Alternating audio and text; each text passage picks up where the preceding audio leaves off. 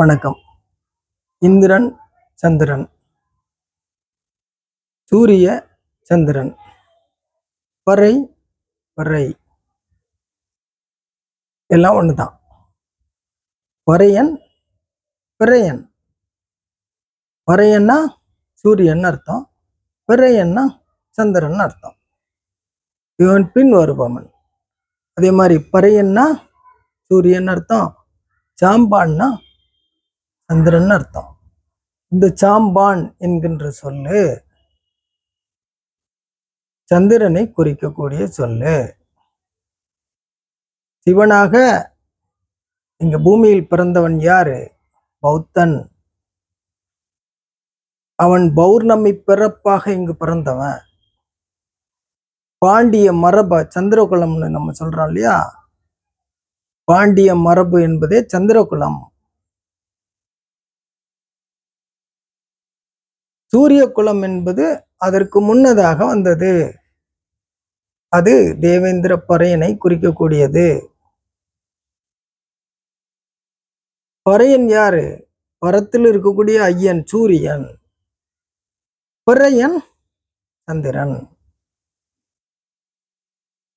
சூரியன் அப்படிங்கிறது அது மூலம், ஆதி. சந்திரன் அப்படிங்கிறது இங்க மனித பிறப்பாக, சூரியன் மானிட பிறப்பாக பௌர்ணமி தினத்தில் இங்கு பிறந்து வந்தான் பௌத்தனாக. அதனாலதான் அவன் பௌர்ணமியில் பிறந்ததுனாலதான் அவன் பௌத்தன். அவன் சந்திர பிறப்பாக கருதப்பட்டவன், சந்திரனாக கருதப்பட்டவன். சிவன் அப்படிங்கிறது ரெண்டு, ஒன்று சூரியன், இன்னொன்னு சந்திரன். சந்திரன் என்றால் சாயங்காலம் வருபவன், சாமன், சாமத்தில் வருபவன், சோமன், சாமன் எல்லாமே இந்த சந்திரனை சொல்வதுதான். சாம்பான் அப்படிங்கிறது சந்திரனை சொல்வதுதான். செம்பொன் மேனியன் அப்படிங்கிறது சிவனை சொல்றது, சூரியனை சொல்றது. அந்த செம்பொன் மேனியை கொண்டவனாக அவனுக்கு பிறந்தவன் சிவன், சந்திரன். இந்த இரண்டும் சேர்ந்துதான் சிவன் நமக்கு சிவப்பு கதிர்களை அருளி இந்த பூமி பந்தில் மனிதனை வாழ வைக்கும், பல்லுயிர்களை வாழ வைக்கும் சிவம், சிவன். அது ரெண்டு பேரு. ஒண்ணு பறையன், இன்னொருத்தன் சாம்பான். இந்த சாம்பான் யாரு? புத்தன். புத்தனுக்கு தான் சாம்பான் அப்படிங்கிற பெயர். எல்லாரும் இதை புரிஞ்சுக்கணும். பறையன் அப்படிங்கிறது சூரியனையும், சாம்பான் அப்படிங்கிறது சந்திரனையும் குறிக்கக்கூடிய சொல்லு. அந்த சந்திர அவதாரமாகத்தான் புத்தன் பிறந்தான். எல்லாரும் இதுல தெளிவா இருக்கணும். அந்த புத்தனைத்தான் இன்னைக்கு பல்வேறு பெயர்கள்ல சாமியாக்கி வச்சிருக்காங்க, முருகன் ஆக்கி இருக்கிறாங்க, பெருமாள் ஆக்கி இருக்கிறாங்க. எல்லாம் அந்த புத்தனைத்தான். இங்க நம்ம சிவன் மனித அவதாரமா பார்க்கக்கூடியது அந்த புத்தனைத்தான். அந்த புத்தன் தகப்பனாக சொன்ன சிவன் தான் சூரியன். அப்ப இந்த உலகத்துக்கு சிவன்னா மூல சிவன் அப்படின்னா யாரு? அவன் தேவேந்திர பறையன், சூரியன். சூரியன் தான் ஆதி மூல சிவன். எல்லாரும் புரிஞ்சுக்கணும். இந்த ஞானேஸ்வரன் என்று அழைக்கப்பட்ட, இந்த சந்திர பிறப்பாக அறியப்பட்ட புத்தன் தான் கால கணிதத்தை நமக்கு தந்தவன்.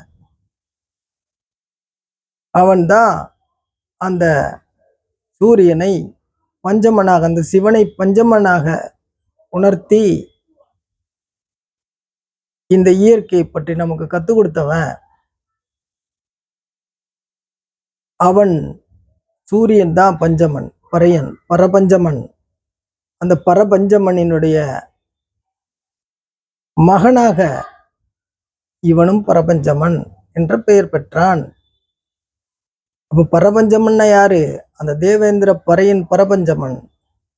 அவன் பிள்ளை புத்தன், சித்திரை புத்திரன், இவனும் பரபஞ்சமன். அவன் வழி மாந்தர்களும் பரபஞ்சமர்கள், பறையர்கள், பஞ்சமர்கள். இதே எல்லாரும் விளங்கிக்கணும். இதுதான் இன வரையறை. பரபஞ்சமர்கள், பறையர்கள் தான் இன வரையறை. அதுதான் ஆதி இனம். அதான் ஆதி இனம்னு இன்னைக்கு சொல்றோம். ஆனா ஆதி இனம்னு யார் யாரெல்லாம் சொல்றானோ அவன்லாம் பறையன்னா வேற நாங்க வேற அப்படின்ட்டு இருக்கான். ஏன்னா அவனுக்கு அந்த வரலாறு தெரியாம அழிஞ்சு போச்சு. அவர்கள் தன்னுடைய மரபை மறந்து விட்டார்கள். அந்த அளவுக்கு கிட்டத்தட்ட 200 வருடங்களாக மழுங்கடிக்கப்பட்டிருக்காங்க அப்படிங்கிறது அதனுடைய அர்த்தம். அப்ப நம்ம புரிஞ்சுக்கணும், பறையன் என்பது சூரியனை குறிக்கிறது, சாம்பான் என்பது சந்திரனை குறிக்கிறது. பறையன் என்றால் சூரியன், சாம்பான் என்றால் சந்திரன். இதை புரிஞ்சுக்கணும்.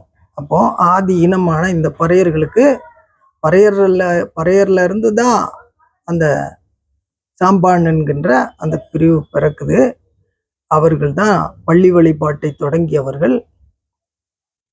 பறையன் அப்படிங்கிற சூரிய வழிபாட்டாளர்கள், சாம்பான் அப்படிங்கிறது பள்ளி வழிபாட்டாளர்கள். இந்த 2 முறையில தான் இந்த உலகம் பூரா மனிதர்களுடைய வழிபாடு இருக்கு. இந்த 2க்குள்ள எல்லாமே அடக்கம். இது நம்ம வேற பதிவுகள்லையும் சொல்லியிருக்கோம். இந்த பதிவுலையும் நான் சொல்றேன். இது போன்ற தகவல்களை பற்றிய உங்கள் கருத்துக்களை கருத்திடுங்கள். மென்மேலும் இணைந்திருங்கள். நன்றி, வணக்கம்.